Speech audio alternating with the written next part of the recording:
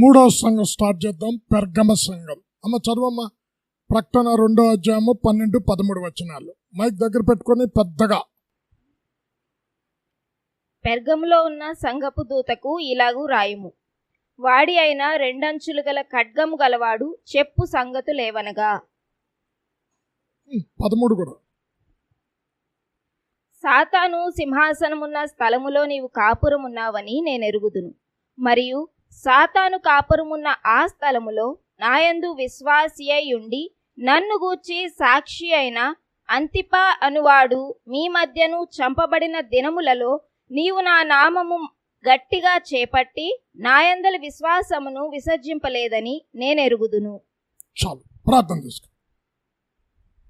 అత్యంత ప్రేమ కృప కనికరం కలిగిన మా తండ్రి, నా నాని మహాకృపను బట్టి 2 సంఘాలు, అందులో దాచబడిన సత్యాలు తెలుసుకోవటానికి కృప చూపించావు. ఇప్పుడు 3వ సంఘం పెర్గమ సంఘములో దాచబడిన సత్యములను మా ముందుంచి ఆత్మీయంగా మమ్మల్ని బలపరచండి.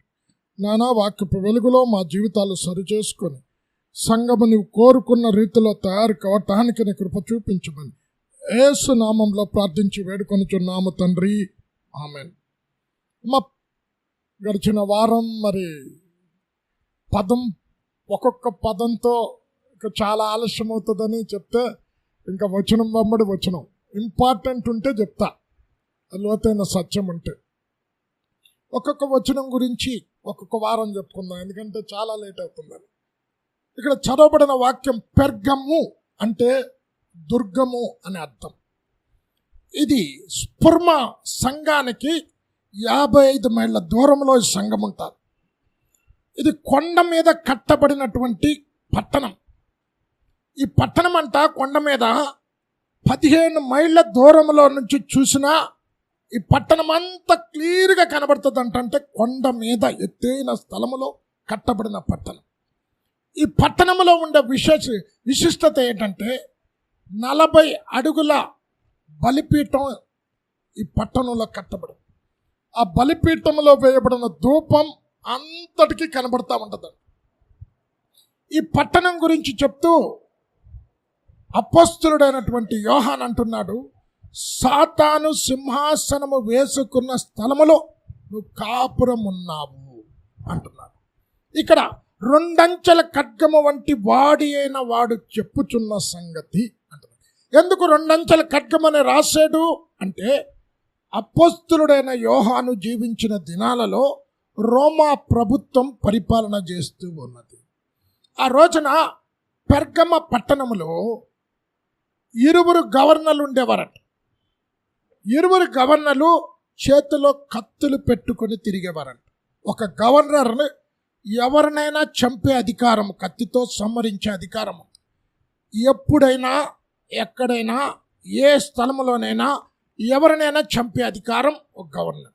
ఇంకొక గవర్నరు కత్తి పట్టుకొని క్రైస్తవులను చంపటానికి, దేవుని నామాన్ని నమ్ముకొని విశ్వసించి దేవునికి సాక్షిగా జీవించిన వారిని చంపే కత్తి అది. ఇప్పుడు 2 కత్తులు పట్టుకొని గవర్నర్లు తిరుగుతున్నా.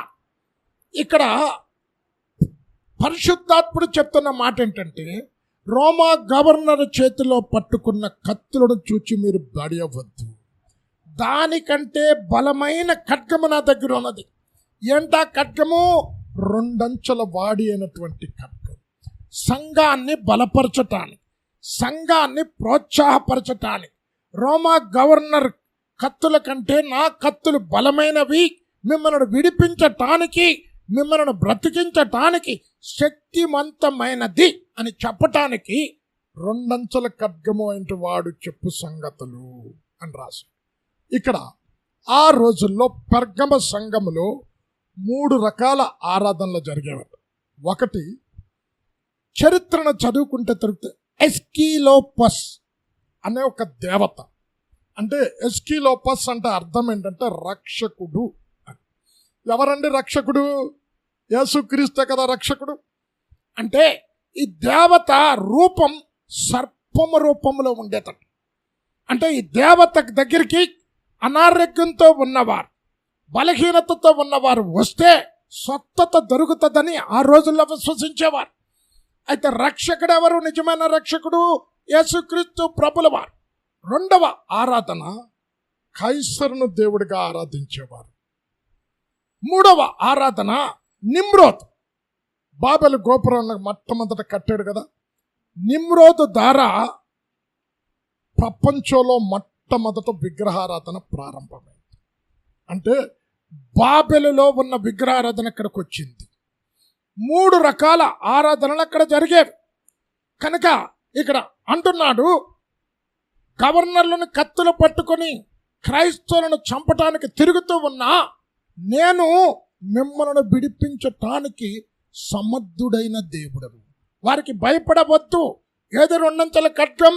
హెబ్రీలు రాసిన పత్రిక 4వ అధ్యాయం 12వ వచనములో దేవుని వాక్యం సజీవమై బలము కలదై 2 వాడి కలిగిన ఎటువంటి ఖడ్గము కంటను వాడి కలిగినదై ప్రాణాత్మలను కీళ్లను విభజించడంత మట్టుకి దూరుతాది. చదువమ్మా. ఎందుకనగా దేవుని వాక్యము సజీవమై బలము గలదై 2 అంచులు గల ఎటువంటి ఖడ్గము కంటెను వాడిగా ఉండి ప్రాణాత్మలను కీళ్లను మూలుగను విభజించినంత మట్టుకు దూరుచు హృదయం యొక్క తలంపులను ఆలోచనలను శోధించుచున్నది. అంటే ఈ ఖడ్గం ఏం చేస్తుందంట? ప్రాణమును ఆత్మను వేరు చేస్తుందంట. ఇప్పుడు ఒక శరీరంలో నుంచి ప్రాణము ఆత్మను విడదీయలేం, విభజించలేం. ఒకవేళ శరీరంలో నుంచి ప్రాణం వెళ్ళిపోతే ఏమవుతుందమ్మా? ఆత్మ కూడా వెళ్ళిపోతుంది. అంటే ఒక విశ్వాసి ఆత్మీయంగా ఎదగాలంటే, క్రీస్తుకు సాక్షిగా జీవించాలనంటే, నిత్యత్వంలో ఉండాలంటే ప్రాణాత్మలను విభజించబడాలి. ఈ ప్రాణాత్మలు విభజించబడి మధ్యలోనికి ఏది రావాలి? దేవుని వాక్యము రావాలి. అంటే దేవుని వాక్యమే ప్రాణమును ఆత్మను విభజిస్తా. అంటే ప్రాణానికి ఉండే లక్షణం ఏంటంటే, నువ్వు ప్రాణంతో జీవించినప్పుడు నీవు జీవించిన జీవితానికి సాదృశ్యంగా ప్రాణం ఉంది. అంటే దేవుడు మనందరికీ ఒక ఆయుష్నిచ్చాడు. ఈ ప్రాణం ఉన్నంత వరకు ఈ లోకంలో నువ్వు ఎలా జీవిస్తావో ఆ జీవించిన జీవితానికి సాదృశ్యంగా ప్రాణం ఉంది. అయితే ఆత్మ అయితే శరీరంలో నుంచి ప్రాణము వెళ్ళిపోయిన తర్వాత జీవించవలసిన జీవితానికి సాదృశ్యంగా ఉన్నది. అంటే ఇక్కడ కూర్చున్న మనం ప్రాణాత్మలను వేరు చేయబడాలి అంటే దేవుని వాక్యము ఒక వ్యక్తిని సంధించినప్పుడు ఆ వ్యక్తిలో ఉన్న ఒక జీవితాన్ని సరిచేసేది ఏంటంటే వాక్యం. ఆ వాక్యము ఒక వ్యక్తి జీవితాన్ని సరిచేసేది. అంటే ఒక మనుష్యుడు ఈ లోకాన్ని విడిచిపెట్టిన తర్వాత, మరణం సంభవించిన తర్వాత ఆత్మ 2 స్థానాలలో ఉంటుంది. 1 నరకంకైనా వెళ్ళాలి, 2 పరలోకంకైనా వెళ్ళాలి. అంటే ఎక్కడికి వెళ్ళాలి అని నిర్ణయించేది భూమి మీద ఉంటుండగా దేవుని వాక్యం నీ జీవితాన్ని సరిచేసే, నీ జీవితంలో ఉన్న చీకటిని పారదోలే, నీ జీవితంలో ఉన్న అపవిత్రత నుండి విడిపించేది దేవుని వాక్యం. ఈ వాక్యం ఏమి చేస్తుందంట? నిన్ను లోకములో నుండి వేరుపరుస్తుంది. పరిశుద్ధ గ్రంథములో పేతురు గారు లేచి ప్రసంగం చేస్తే వాక్యము పొడవబడి మారు మనసు పొందారు. చదవమ్మ. అపొస్తలుల కార్యం 2వ అధ్యాయం 37వ వచనం. పొడవబట్టం అంటే నరకబట్టం. వారు ఈ మాట విని హృదయములో నొచ్చుకొని, సహోదరులారా మేమేమి చేతుమని పేతురును కడమ నొచ్చుకొని, కింద పుట్టినట్టు ఉంది కదా, పొడవబడి. ఇప్పుడు వాక్యము నీ దగ్గరకు వచ్చినప్పుడు చాలా మంది నాతో మాట్లాడాడు, వాక్యం నా గురించే చెప్పాడు అంటారు, కానీ వాక్యము ద్వారా వారి జీవితాన్ని సరిచేసుకోవడానికి ఇష్టపడరు. ఇక్కడ వాక్యము చేసే పని ఏంటంటే లోకములో నుండి నేను వేరుపరుస్తాది. ఈ వాక్యము చేసే పని ఏంటంటే మనుష్యుడు పుట్టుకతో పాపి, పాపములో జీవిస్తున్నాడు, పాపములో పెరుగుతున్నాడు, పాపములోనే ముందుకు సాగిపోతున్నాడు. అయితే ఎప్పుడైతే సువార్త విని యేసుక్రీస్తును రక్షకుడిగా స్వీకరిస్తావో ఈ వాక్యం ఏమి చేస్తుందంటే అంతవరకు పాపముతో పెనవేసుకున్నటువంటి ఈ యొక్క ప్రాణమును, ఆత్మను పోరాడి. అమ్మా ఇక్కడ అంటది, అందుకనే దేవుని వాక్యం ఏముంటది, బలము కలిగినది అంటారు. అంటే ఈ ప్రాణం ఎప్పుడు కూడా శరీరానికి లోబడే జీవిస్తా, ఆత్మకు వ్యతిరేకంగా నడుస్తా. అయితే దేవుని వాక్యం అంతలోకి వెళ్ళి శరీరానికి లోబడుతున్నటువంటి ప్రాణాన్ని, ఆత్మను, దాసత్వంలో ఉన్న ఆత్మను పోరాడి ఏం చేస్తుంది, ప్రాణమును ఆత్మను వేరు చేసి మధ్యలోకి వచ్చి వాక్యంకి వచ్చి. ఇప్పుడు వాక్యము ఎలా చెప్తే అలా ప్రాణం నడుచుకుంటుంది, ఎలా చెప్తే అలా ఆత్మ నడుచుకుంటుంది. ఇక్కడ అంటున్నాడు, భయపడవద్దు రోమా గవర్నర్కి, వారి చేతిలో ఖడ్గాలు ఉన్నాయి. ఇరువురు గవర్నర్లు ఖడ్గాలు పట్టుకొని తిరుగుతూ ఉన్నారు. అయితే నా చేతిలో 2 అంచుల వాడి కలిగిన ఖడ్గం ఉంది. ఈ ఖడ్గం నిన్ను బ్రతికిస్తాది. చదవమ్మ 119:25.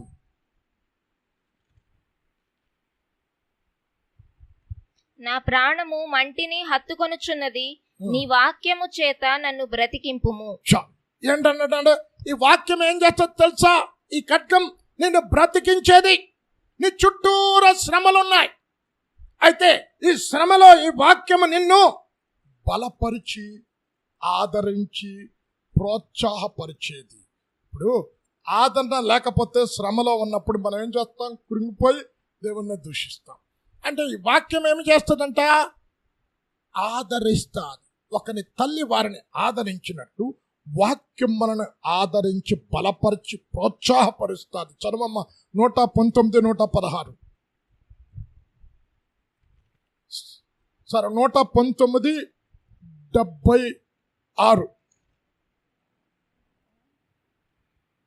నీ సేవకునికి నీవిచ్చిన మాట చొప్పున నీ కృప నన్ను ఆదరించునుగాక. అమ్మా నీ ఇచ్చిన మాట చొప్పున ఏమంటున్నాడు, ఆదరణ కలుగుతుంది. అంటే ఇది అంటున్నాడు, పెరకమ్మ సంగమా, సాతాను సింహాసనం వేసుకొని కాపురమున్న స్థలంలో మీరున్నారు.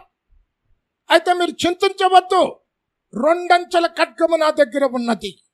నిన్ను చంపాలనుకున్న వారు నిన్ను చంపలేరు.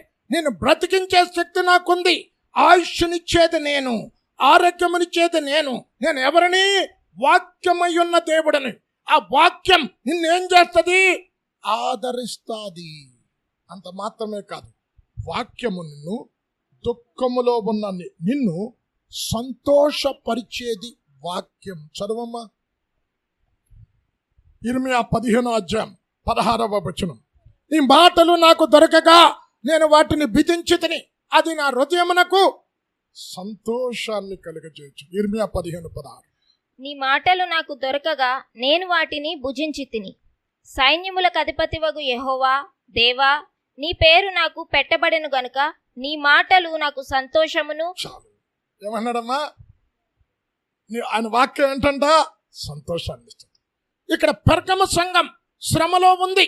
కారణం ఏంటంటే సాతానుడు క్రీస్తును నమ్ముకున్న వారిని చంపేస్తూ ఉన్నాడు. అమ్మా క్రైస్తవులకి హింసలు అన్నది కొత్త కాదండి. రోమా ప్రభుత్వం జీవించిన దినాలలో క్రైస్తవులు పడిన హింసలు వర్ణనాతీతం. అంతకంతకి వర్ధిల్లింది. ఆ శ్రమలో నిలదొక్కకుండా సంఘం విస్తరించింది. ఇప్పుడు కూడా మనం చూస్తూ ఉన్నాం.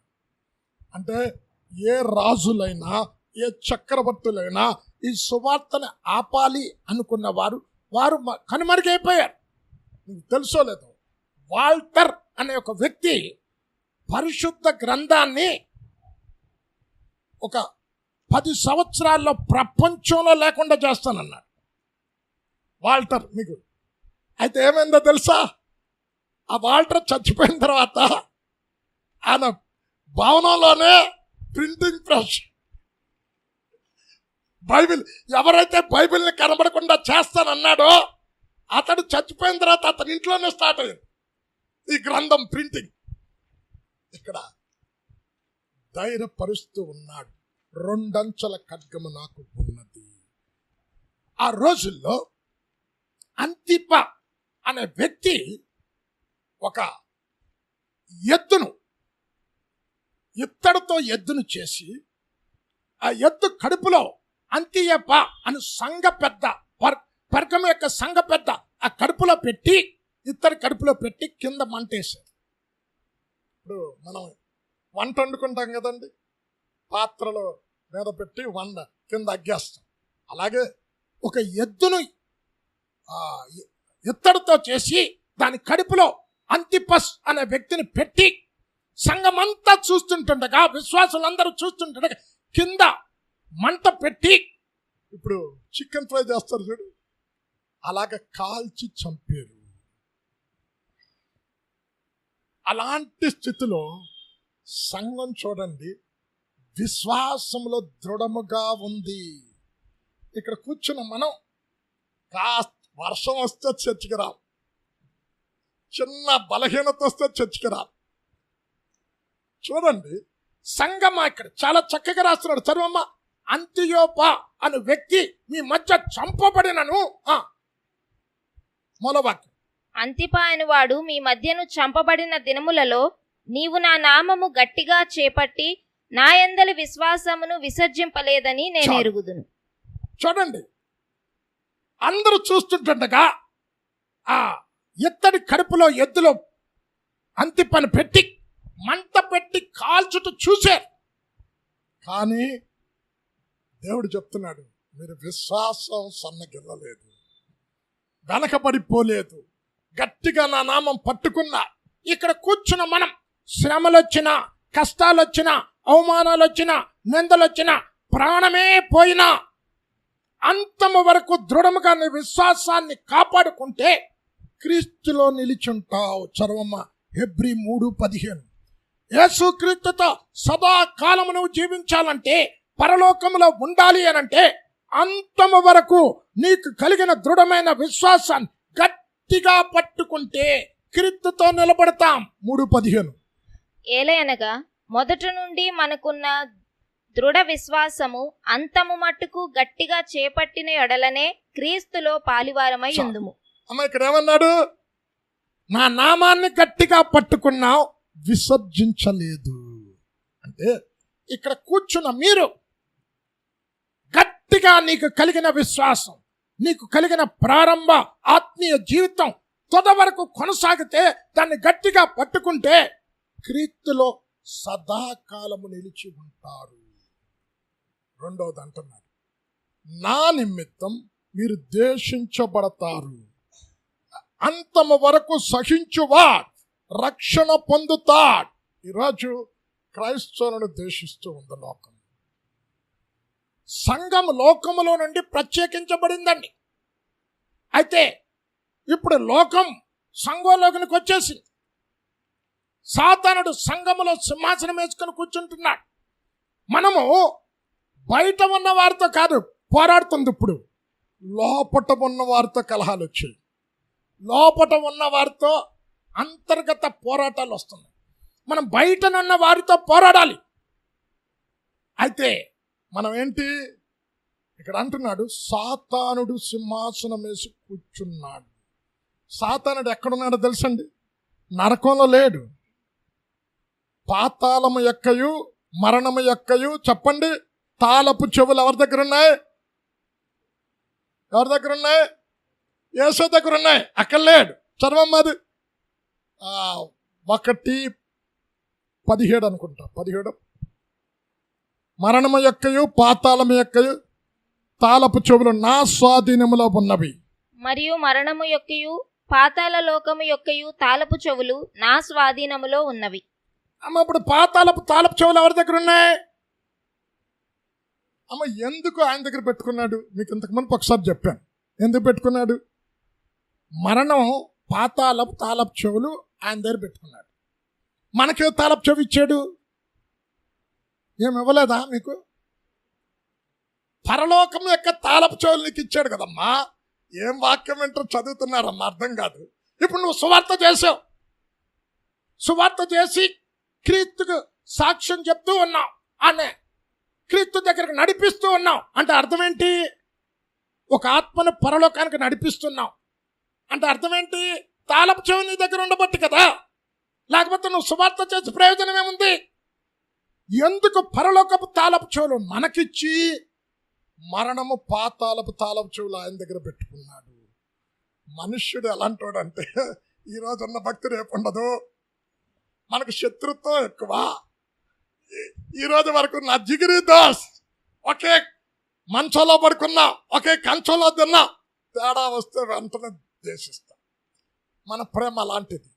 అంటే పాతాలపు తాలపు చేయే మనకి ఇచ్చాడంటే, మనకి విరోధంగా ఎవడైనా ఉన్నాడంటే, మనకు వ్యతిరేకంగా ఏమైనా మాట్లాడాడంటే, ఒరే నిన్ను పాతాళానికి పంపుతా అంటా. అయితే ఎక్కడ ఉన్నాడు సింహాసనం? భూమి మీద సింహాసనం వేసుకుని కూర్చున్నాడు. చదవండి. యోహాను సువార్త 12వ అధ్యాయం 31వ వచనం. ఈ లోకాధికారి వచ్చి ఉన్నాడు, అతనితో నాకు పనిలే అంటున్నాడు. 12:31. ఇప్పుడు ఈ లోకాధికారి బయటకు త్రోసివేయబడును. లోకాధికారి ఎవరమ్మా? సాతానుడు. సింహాసనం వేసి కూర్చున్నాడు లోకంలో. అంటే అందుకే అధికారం కొరకు మోసం చేసిన అధికారం సంపాదించాలి, హత్యలు చేసిన అధికారం సంపాదించాలి. ఎందుకు? ఈ లోకాధికారి చేస్తున్నటువంటి పని. ఈ లోకాధికారి అంటే అధికారం కొరకు కుమ్ములాడేటట్టు. అధికారం సంఘాల్లో కూడా వచ్చింది. సంఘంలో కూడా అధికారం కొరకు కుమ్ములాడు. ఇంకేది? ఈ సైతాను యుగ సంబంధమైన దేవత. భూమి మీద సింహాసనం వేసి కూర్చుంది. ఎవరిని?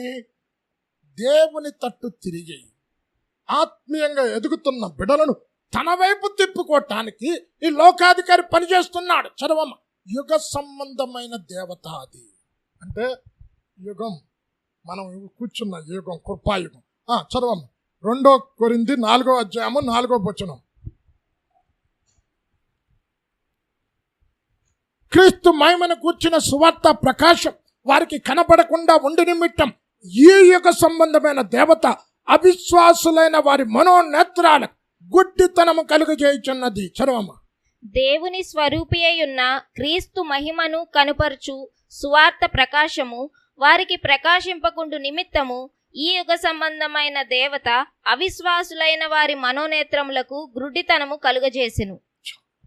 చూడండి, లోకాధికారి యుగ సంబంధమైన దేవత ఏం చేస్తుంది అంటే దేవుని బిడ్డలను పాడు చేసి తిరిగి తన వైపు తిప్పుకోవాలని రకరకాల ప్రయత్నాలు చేస్తుంది.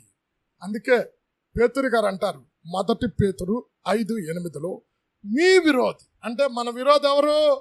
పక్కింటోడు కాదు, ఎదురింటోడు కాదు.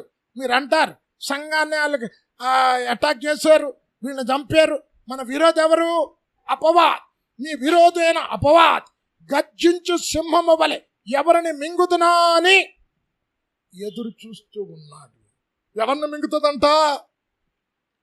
నిబ్బరము లేనివాడు, మెలకువ లేనివాడు. నిబ్బరం అంటే మన బుద్ధికి నిబ్బరం ఉండదు. బుద్ధికి నిబ్బరం అంటే ఇప్పుడు ఒక తీర్మానం చేసుకుంటాం, ప్రభువా బైబిల్ స్టడీ మిస్ కాం, ఫ్రైడే మిస్ కాం, ప్రేయర్కి ప్రతి ఆదివారం మిస్ కాకుండా వస్తాం. బుద్ధికి నిబ్బరత ఉండదు మనకి. ఒక వారం 2 వారాలు బాగానే ఉంటాం, మళ్ళీ అంటే చంచలమైన బుద్ధి కలిగిన వాడిని పట్టుకుంటుంది. ఆత్మీయ మెలకు లేని వాడిని సాతానుడు పట్టుకొని ఏం చేస్తుంది? తన వైపు తిప్పుకుంటుంది. కనుక లోకాధికారి యుగ సంబంధమైనటువంటి దేవత తిరుగుతూ ఉంది. ఇక్కడ అంతిపాస్ కళ్ళెదరకుండా ఘోరంగా చనిపోయినా ఏం పట్టుకున్నారంట? చెప్పండి, ఏం పట్టుకున్నారు?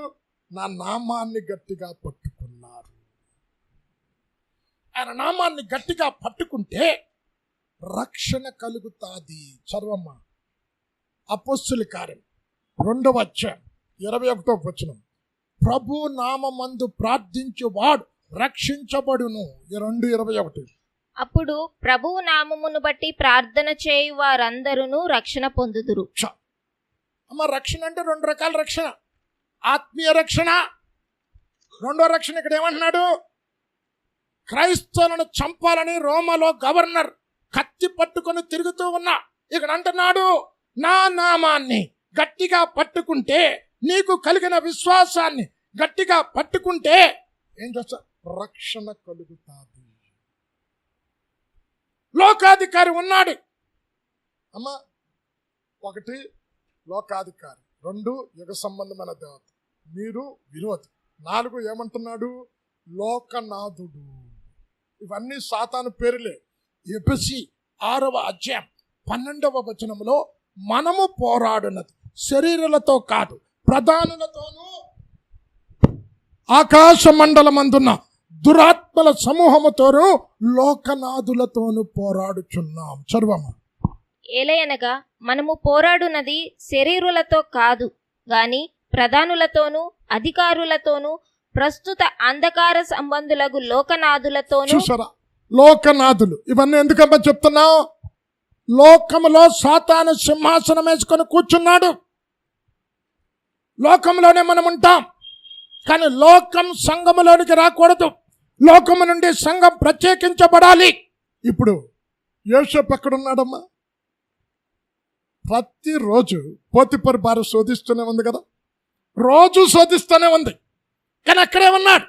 అంటే సంఘము లోకంలోనే ఉండాలి, కానీ లోకం సంఘములోనికి రాకూడదు. ఈరోజు సంఘంలోకి లోకం వచ్చింది కనుక బయట వారితో పోరాడాల్సింది లోపటున్న వారితో పోరాటం అయిపోయిందండి. ఇంకా బయట వాళ్ళతో మనం ఎక్కడ పోరాడతాం చెప్పండి? అంధకార సంబంధ శక్తులతో పోరాటం ఎక్కడుంటుంది చెప్పండి? కనుక గట్టిగా నామాన్ని పట్టుకుంటే విడుదల కలుగుతాది, రక్షణ కలుగుతాది. గట్టిగా ఆయన నామాన్ని పట్టుకుంటే దయ్యాలు నీకు లోబడతాయి. లూకా 10:17. ప్రభువా నీ నామములో దయ్యాలు కూడా లోబడుతున్నాయి. 10:17. లూకా 10:17. ప్రభువా దయ్యములు కూడా నీ నామము వలన మాకు లోబడుచున్నవని చెప్పగా. అమ్మ వీళ్ళేం పట్టుకున్నారు చెప్పండి? సాతాను సింహాసనం ఉన్న స్థలములో కాపురం ఉన్నారు. అక్కడ వారి విశ్వాసాల్లో దృఢంగా ఉన్నారు. అక్కడ వారి జీవితాన్ని, క్రైస్తవ జీవితాన్ని కాపాడుకుంటున్నారు. కారణం ఏంటి? కాపాడుకుంటున్నారు కనుక, ఆయన నామాన్ని పట్టుకున్నారు కనుక మరణము నుండి వారికి విడుదల కలిగింది. నామాన్ని పట్టుకున్నారు కనుక అపవిత్రాత్మలలో పడ్డాయి. అంటే ఆయన నామమే లేకపోతే అపవిత్రాత్మలు చూసి వణుకుతావు. చూడండి, చాలా దినాల క్రితం నాకు బోయినపల్లిలో ఓపెన్ గ్రౌండ్ మీటింగ్స్ అయ్యాయి. అప్పుడు ఎవ్రీ ఇయర్ పెట్టేదాం, 4 రోజులు పెట్టేది.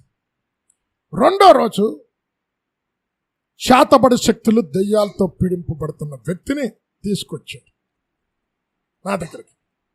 ఆ వ్యక్తి చాలా భయంకరంగా ఉన్నాడు. ముఖమే ఒక దాదాపు బాప్టిస్ట్ చర్చ్ పాస్టర్, ఒక 7-8 మంది పాస్టర్లు వాక్యం వినటానికి వచ్చారు.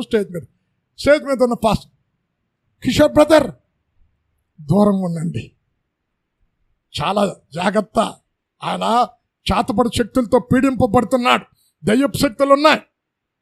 నాకు అనిపించింది, సేవకుడికి భయం ఉంటే ఇంకేం పోరాడతామండి? విశ్వాసులు ఏం పోరాడతారు? ఆ రోజు వీళ్ళు ఎందుకు చెప్పినా దగ్గరికి వెళ్ళాను, నెత్తి మీద చేయి పెట్టి ప్రార్థన చేశాను. పోయిందని. ఆ రోజు శుక్రవారం ఆల్నైట్ పేరు ఉంది. ఆల్నైట్ పేరులో ప్రార్థన చేస్తుంటుండగా జ్ఞానవాక్యం రిలీజ్ అయింది. ఎప్పుడో తెలుసండి? రాత్రి 2 గంటల ప్రాంతంలో. అప్పుడు నేను చెప్పా, ఇప్పుడే స్టేజ్ దగ్గర చేసిన ఆ వ్యక్తి, దురాత్మల చేత తాతబడ శక్తులతో పీడింపబడుతున్న వ్యక్తి విడుదల పొందాడని చెప్పాను. రాత్రి 2 గంటలకి. మరుసటి రోజు సాయంకాలం వచ్చి స్టేజ్ మీదకి వచ్చి సాక్ష్యం చెప్పాడండి. రాత్రి 2 గంటలకు చీకటి పోయింది నాలో నుంచి, దురాత్మలు వెళ్ళిపోయాయి. చూడండి, ఇక్కడేమంటున్నాడు? ఆయన నామాన్ని గట్టిగా పట్టుకుంటే దయ్యాలు కూడా లోబడతాయి. ఆయన నామాన్ని గట్టిగా పట్టుకుంటే స్వస్థతలు జరుగుతాయి. అపొస్తలుల కార్యం 3వ అధ్యాయం పట్టుకోమ్మా. ఇక్కడ పుట్టుకతో కుంటివాడు ఉన్నాడు. పేతురు, యోహానులు శృంగారం అనే దేవాలయంలో ప్రార్థన చేయటానికి వెళుతుంటే పగలు 3 గంటలప్పుడు భిక్షమెత్తుకుంటూ ఉంటే అలా అంటున్నాడు, వెండి బంగారాలు మా దగ్గర లేవు, నజరేయుడైన యేసు నామములో లేచి నడు అంటే వెంటనే లేచి నడిచాడు. ఏంటమ్మా? ఎలాగా? నామం. ఇక్కడ పెర్గమ సంఘం శ్రమలో కూడా, కష్టాల్లో కూడా, సాతాను ఉన్న ఆ స్థలములో కూడా దేవుని నామాన్ని గట్టిగా పట్టుకున్నారు కనుక అద్భుతాలు జరిగాయి. చదవమ్మ 3:6. అంతట పేతురు, వెండి బంగారములు నా యొద్ద లేవు గాని నాకు కలిగినదే నీకిచ్చుచున్నాను, నజరేయుడైన యేసుక్రీస్తు నామమున నడువుమని చెప్పి వాని కుడి చెయ్యి పట్టుకుని లేవనెత్తెను. వెంటనే వాని పాదములను చీలమండలును బలము పొందెను. వాడు దిగ్గున లేచి నిలిచి నడిచెను. అమ్మాయి ఎలా నడిచాడు? నామం. ఏం పట్టుకున్నారు? పెర్గమ సంఘం ఆయన నామాన్ని పట్టుకున్నారు. అమ్మ అదే 4వ అధ్యాయంకెళ్ళమ్మ. ఇక్కడ పేతురు యోహానులు సువార్త చేసి అనేకులను రక్షిస్తున్నారని ధర్మశాస్త్రోపదేశకులు వాళ్ళని శిక్షించాలనుకున్నారు. అయితే సత్తత పడిన వాడు పక్కన ఉంటే పేతురు యోహాను ఏం చెప్పారో తెలుసా? ఈ నజరేయుడనే యేసును మీరు చంపారు, దేవుడు ఆయన మరణము నుండి లేపాడు, మీరు చూస్తున్న ఈ కుంటివాడు లేచి నడిచాడు. ఆ స్వస్థత ఆ నామములో కలిగింది. ఆ నామములో ఈయన స్వస్థత పొందుకున్నాడు. 4:10. మీరందరూ ఇశ్రాయేలు ప్రజలందరూ తెలుసుకొనవలసినదేమనగా, మీరు సిలువ వేసినట్టు మృతులలో నుండి దేవుడు లేపినట్టు నజరేయుడైన యేసుక్రీస్తు నామముననే వీడు స్వస్థత పొంది మీ ఎదుట నిల్చుచున్నాడు. అమ్మా, వీళ్ళు ఏం పట్టుకున్నారు? శ్రమలో నామాన్ని పట్టుకున్నారు. ఎందుకు? ఆ నామంలో అద్భుతాలు జరుగుతాయి. ఆ నామాన్ని పట్టుకున్నారు కనుక నిలబడగలిగారు. దృఢముగా విశ్వాసములో నిలబడగలిగారు. పరిశుద్ధ గ్రంథములో నిలబడి ఉన్నవాడు పడిపోకుండా జాగ్రత్తగా చూచుకొని పౌలు అంటున్నాడు. వీళ్ళు జాగ్రత్తగా చూచుకోవటానికి, పడిపోకుండా ఉండటానికి వారు పట్టుకున్న యేసు నామం. అమ్మా, మొదటి సమయంలో 17వ అధ్యాయం పట్టుకున్నా. సాతాను నిన్ను జయించాలన్నా, శరీరం జయించాలనుకున్నా, నిన్ను పాపము నీ మీద జయం పొందాలనుకున్నా, యేసయ్య నామాన్ని గట్టిగా పట్టుకుంటే ఆ నామములో జయమున్నది. పెర్గమ సంఘం అంత గొప్ప శ్రమలో గవర్నర్ కత్తి పట్టుకొని దేవుని నమ్ముకున్న బిడలను చంపుతూ ఉంటే దృఢమైన విశ్వాసం కలిగి వారినందరినీ జయించటానికి కారణం నామం. ఇక్కడ మనందరికీ తెలుసు కదా, గొల్యాత్ 40 రోజులు సవాలు చేశాడు, ఒక్కడ ముందుకు రాలేదు. బాలుడైన దావీదు వెళ్ళాడు. ఏమంటున్నాడో తెలుసా? కత్తితో, ఈటతో, బల్లెముతో నువ్వు నా మీదకి వస్తున్నావు, అయితే నేను వస్తున్నాను తెలుసా యుద్ధానికి? జీవము కలిగిన దేవుని నామముతో నీ మీదకి యుద్ధానికి వస్తున్నా. 17:45.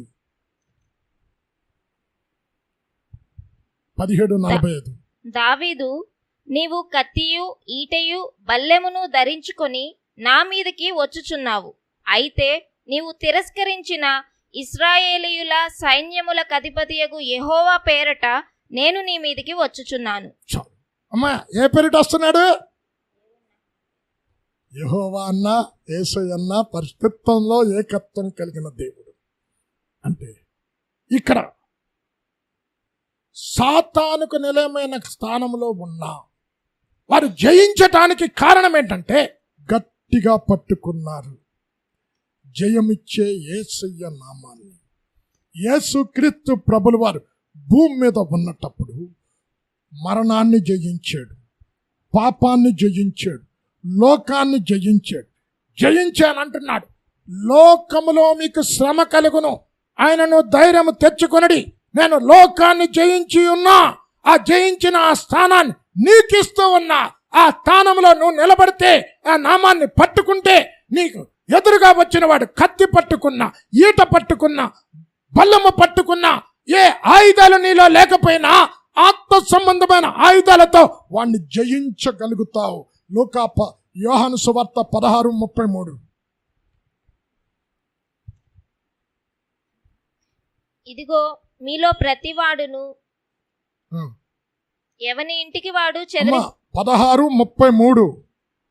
లోకములో శ్రమ కలుగును, లోకములో మీకు శ్రమ కలుగును, అయినను ధైర్యము తెచ్చుకొనుడి, నేను లోకమును జయించి ఉన్నానెను.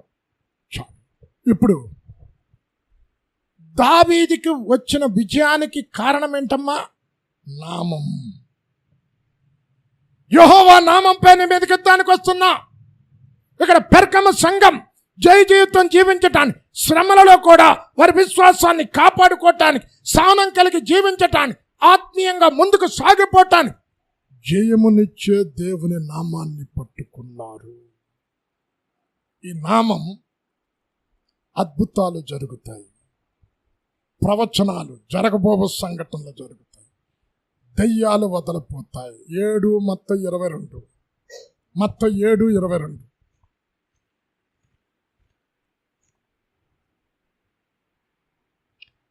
ప్రభువా ప్రభువా అని నన్ను పిలుచు ప్రతివాడు 7:22. ఆ దినమందు అనేకులు నన్ను చూచి, ప్రభువా ప్రభువా మేము నీ నామమున ప్రవచింపలేదా? ఒక నిమిషం, ఏమంటున్నారమ్మా? ప్రవచించారు అంటే ఏంటి? ప్రవచనం అంటే ఏంటి? జరగబోవు సంగతులను తెలియజేసేది. అంటే ఈరోజు నువ్వు శ్రమ పడుతున్నావు, ఈరోజు నువ్వు కష్టపడుతున్నావు, అయితే ఈ శ్రమలను దాటించి ఒక దినాన్ని నిన్ను తీసుకెళ్తా, నీ కన్నీటిని నాట్యంగా మారుస్తా, నీ దుఃఖాన్ని సంతోషంగా మారుస్తా, ఈ శ్రమలో నీకు కలిగే ఆశీర్వాదం చూపిస్తాను. ప్రవచనం, జరగబోయే విషయాలు. మాది అలాగే ఉంచి ఆమోసు 3:7 ఇక్కడ అంటున్నాడు, యెహోవా తను సంకల్పించిన దానిని తన ప్రవక్తలకు బయలుపరచకుండా ఏమీ చెయ్యడు. చదవండి. తన సేవకులైన ప్రవక్తలకు తాను సంకల్పించిన దానిని బయలుపరచకుండా ప్రభువైన యెహోవా ఏమీయూ చేయడు. చాలు అమ్మా, జరగబోవు సంగతులను ఆయన నామాన్ని పట్టుకుంటే, అయ్యో పేదరికం ఇప్పుడు అనుభవిస్తున్నా, శ్రమ ఇప్పుడు అనుభవిస్తున్నా. ఇక్కడ యోసేపు తన జీవితంలో 13 సంవత్సరాలు భయంకరమైన శ్రమలు అనుభవించాడు. అయితే కారణం ఏంటంటే యోసేపుకు ఒక నిరీక్షణ ఉన్నది. నా దేవుడు నాతో మాట్లాడాడు, ఒక దినం అందరూ నాకు మొక్కుతారు అనే అత్యున్నతమైన స్థానంలో నన్ను కూర్చుండబడతాడు. ఆయన వాగ్దానం చేశాడు కనుక నమ్మదగిన దేవుడు. 13 సంవత్సరాలు నిరీక్షించాడు.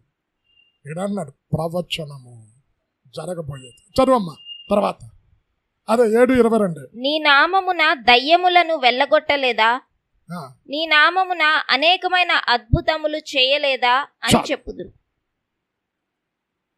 ఏంటంట? ఒకటి, జరగబో చూపిస్తాడు. ఆ నామంలో ఉన్న వ్యక్తులు గట్టిగా పట్టుకుంటా, అపవిత్రాత్మలు నిన్ను చూచి వణికి పారిపోతాయి. 3 అంటున్నాడు, అద్భుతాలు చేస్తావు. మీకు స్వస్థతకి అద్భుతానికి వ్యత్యాసం తెలుసండి? తెలుసా అమ్మా? మీకు చాలాసార్లు చెప్పా. స్వస్థత అంటే ఏంటి? ఒక వ్యక్తి అనారోగ్యంతో జ్వరంతో ఉన్నాడు, ముట్టి ప్రార్థన చేసినప్పుడు విడుదల పొందటం స్వస్థత. అద్భుతం అంటే ఏంటి? 2 కిడ్నీస్ పోయే ఒక వ్యక్తికి, 2 కిడ్నీస్ పనిచేయట్లే, ప్రార్థన చేస్తారు కదా, lord give me new kidney, give me new organ, కొత్త అవయవాలు పుట్టుకురా యేసు నామములో. అది అద్భుతం. అద్భుతానికి స్వస్థతకి వ్యత్యాసం. వారల్ రాబర్ట్ 1974 ఆ ప్రాంతంలో యెరూషలేము దర్శించటానికి వెళ్ళాడు. యెరూషలేము దర్శించటానికి వెళ్ళి యేసయ్య చనిపోయి లేచిన ఆ సమాధి దగ్గరికి వెళ్ళాడు. ఇప్పుడు సమాధి దగ్గరికి వెళ్ళగానే ఏం చేస్తామండి? సమాధి లోపలికి వెళ్ళి ఫోటోలు తీసుకొని వస్తా. అయితే ఈయనేం చేశాడో తెలుసా? మోకాళ్ళుని అక్కడ, ప్రభువా ఇక్కడే మరణపు శక్తి జయించే పునరుత్థాన శక్తితో లేపబడ్డా ఆ శక్తితో నన్ను నింపు. 45 నిమిషాలు మోకరించి అక్కడ ప్రార్థన చేశాడు భారంతో. అక్కడ నుండి బయటకు వచ్చాడు. బయటికి రాగానే కుంటోడు. ఫస్ట్ వారల్ రాబర్ట్ జీవితంలో జరిగిన అద్భుతం. కాలే ఇక్కడ మొక్క లేదండి, ఈ కింద నుండి కింద వరకు లేదు. అద్భుతం అంటే ఏంటి? పుట్టుకు రావటం. ఇక్కడ కూర్చొని భిక్షం ఎత్తుకుంటుంటే మరణాన్ని గెలిచి పునరుత్థానుడై జయశీలుడైన క్రీస్తు సమాధి దగ్గర నువ్వు అడుక్కుంటున్నావా? కుంటివాడుగా లే, యేసు నామములో నూతన కాలు పుట్టుకురాని. పుట్టుకొచ్చిందంట. మొట్టమొదట అద్భుతం వారల్ రాబర్ట్ జీవితాల్లో. నామం, ఆయన నామములో అద్భుతాలు జరుగుతాయి. ఆయన నామములో దయ్యాలు లోపడతాయి. ఆయన నామములో జయము పొందుకుంటా. అయితే సాతాను కాపురమున్న స్థలములో నివాసమున్నది ఈ పెర్గమ సంఘం. ఒక్కొక్కరిని చంపుతూ ఉన్నారు క్రీస్తుని నమ్ముకున్నవారు. అయినా భయపడకుండా ఏ విశ్వాసము ద్వారా క్రీస్తుని అంగీకరించారు, ఏ విశ్వాసములో ఎదుగుతూ ఉన్నారో, మరణము సంభవించిన తన కళ్ళెదురుగుండా అనేకులు చనిపోతూ సంఘ పెద్దన అంతిపస్ క్రూరంగా చంపబడిన ధైర్యంగా నిలబడగలిగారు. కారణం నామాన్ని పట్టుకున్నారు. 2 అంచెల ఖడ్గము వంటి ఆ ఖడ్గం వారిని బలాన్నిచ్చింది, ధైర్యాన్నిచ్చింది, సాతానుని జయించే శక్తినిచ్చింది. చదవమ్మా, 1 యోహాను 2:13 అనుకుంటా. యవనస్తులారా మీరు బలవంతులు. అక్కడి నుండి చదవమ్మా. యవనస్తులారా మీరు దుష్టుని జయించి ఉన్నారు గనుక మీకు రాయిచున్నాను. యవనస్తులారా మీరు బలవంతులు, దేవుని వాక్యము మీ యందు నిల్చుచున్నది. మీరు దుష్టుని జయించి ఉన్నారు గనుక. ఏమన్నాడు? 2 అంచెల ఖడ్గము చేత పట్టుకొని ఉన్నా. మీరు భయపడవద్దు. వాళ్ళ చేతిలో ఒక ఖడ్గమే ఉంది. ఇద్దరు గవర్నర్లు ఒక్కొక్క ఖడ్గం పట్టుకున్నారు. అయితే నా ఒక్క చేతిలో 2 అంచెల ఖడ్గం ఉన్నది. ఈ ఖడ్గం ఏం చేస్తుందనంటే పాపిని రక్షణలోకి, పాపాన్ని నుండి వేరు చేస్తుంది. 2, ఈ వాక్యాన్ని పట్టుకొని ఈ వాక్యాన్ని విశ్వసిస్తే ఏంటి ఆశ్చర్యకరమైన సంగతులు నీ జీవితంలో కలుగుతాయి. 119:18.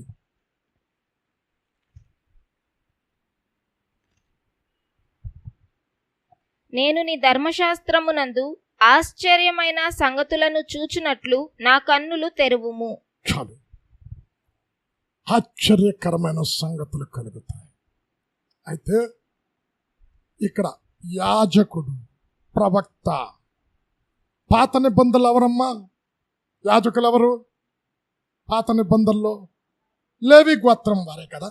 అహరోను తర్వాత ఎవరు చెప్పండి? అహరోను తర్వాత ఎవరు? అహరోనుకు పుట్టిన కుమారులు. ఇప్పుడు నూతన నిబంధనలు ప్రధాన యాజకుడు యేసుక్రీస్తు ప్రభుల వారైతే తన్నందరు అంగీకరించడో వారందరికీ దేవుని కుమారులన్నిటకు అధికారం అనుగ్రహించబడింది. అహరోను తర్వాత యాజకత్వం అహరోను కుమారులది. అయితే యేసును అంగీకరించిన వారు మనందరము ఎవరము? యాజకులము, ప్రవక్తలము. ఆయన రక్తములో కడగబట్టిన ప్రతి వాడు యాజక సమూహం. చర్వమ్మ 1:6 ప్రకటన 1:6.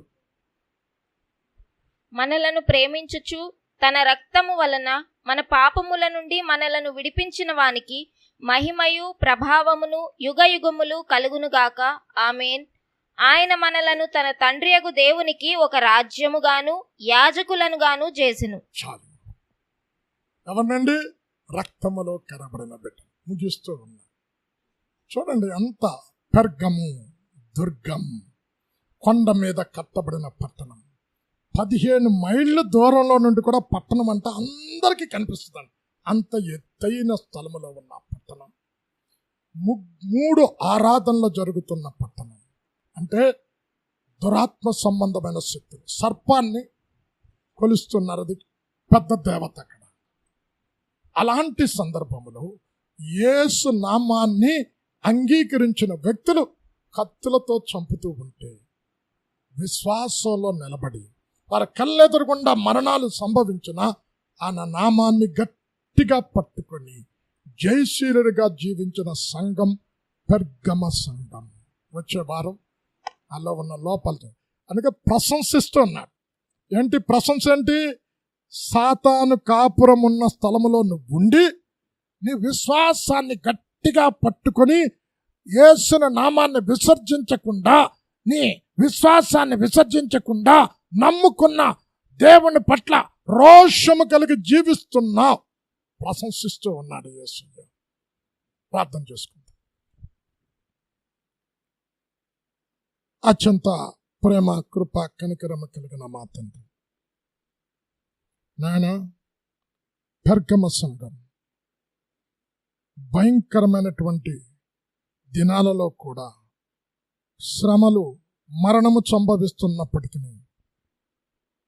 ధైర్యంగా నీకు సాక్షిగా నీ నామాన్ని గట్టిగా పట్టుకొని నిలబడ్డారు. అవును నాయన, శ్రమలు, కష్టాలు వచ్చినప్పుడు ఇప్పుడు మా దేశంలో అదే జరుగుతుంది. నీ నామాన్ని కనుక గట్టిగా పట్టుకుంటే, దృఢముగా మా విశ్వాసాన్ని కాపాడుకుంటే నీతో కూడా నిలబడతాము. మేము నీకు వందనాలు చెల్లిస్తూ ఉన్నాం. అలాంటి కృప ఇక్కడ కూడిన ప్రతి బిడ్డకు దయచేయమని యేసు నామంలో ప్రార్థన చేసి వేడుకొనుచున్నాము తండ్రి.